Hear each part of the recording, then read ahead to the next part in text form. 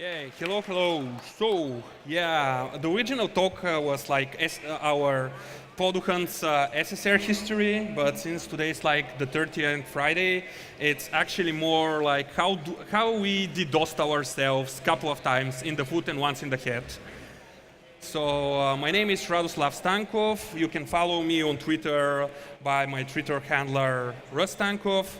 And since the slides are a bit muddy today, and people have to like take photos and like get them sometimes, I have put them online, so I will tweet the slides afterwards so you can actually see them. So yeah, today it's like the horror story night, and we will have like Friday the 13th stuff.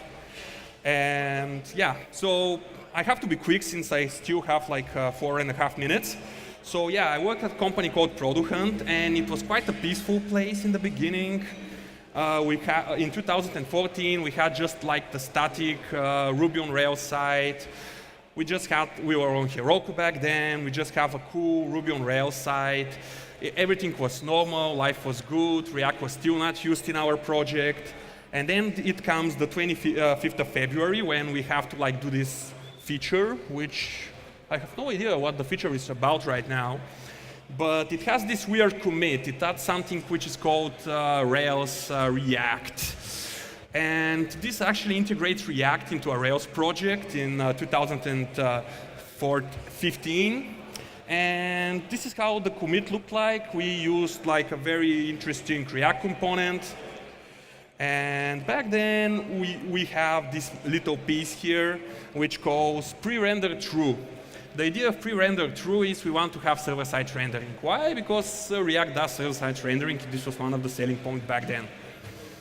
So how does the server-side rendering work back then? So you still have a Rails app. The Rails app actually starts a Node application, and this Node application runs inside of the Heroku dyno, and the Rails app just sends some data to it, and everything works nicely. And you get a request, the request gets rendered, and everything is fine.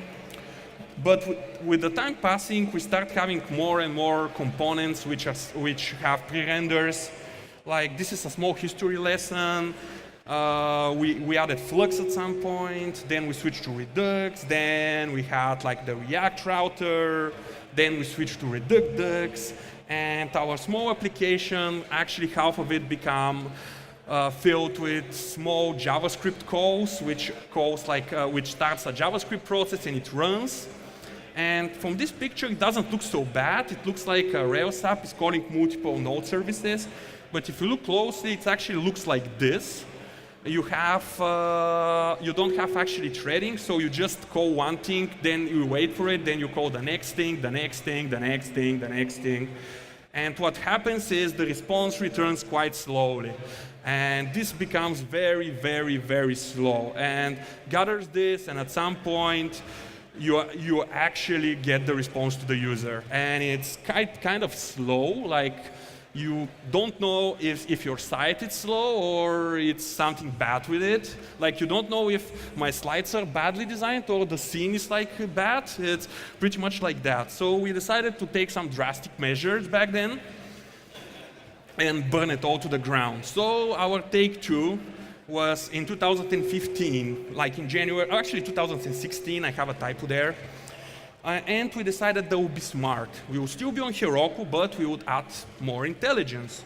What we're going to do is we're going to have an Nginx, then we will have a Node.js server running there, and it will call a simple JSON API and later GraphQL API, and it will render stuff like this looks sane.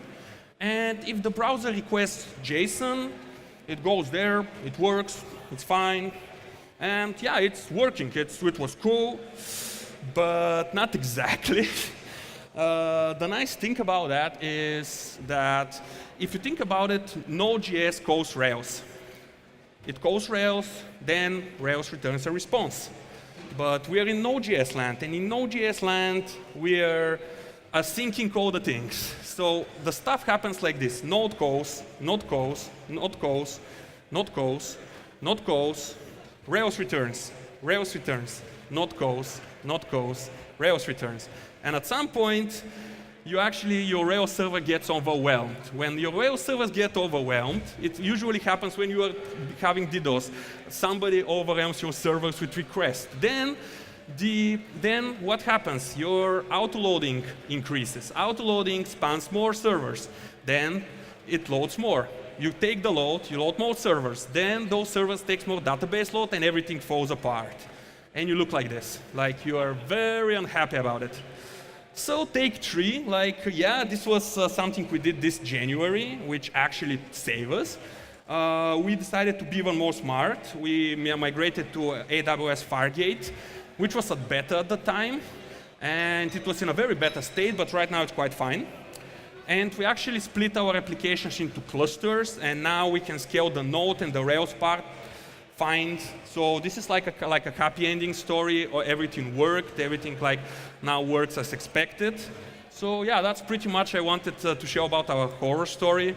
It was only 2 years of horror and 6 months now of not horror. So I'm waiting for the next horror line in our lives. So again, the slides will be over here. I will tweet about them. And thank you very much, and have a lovely evening.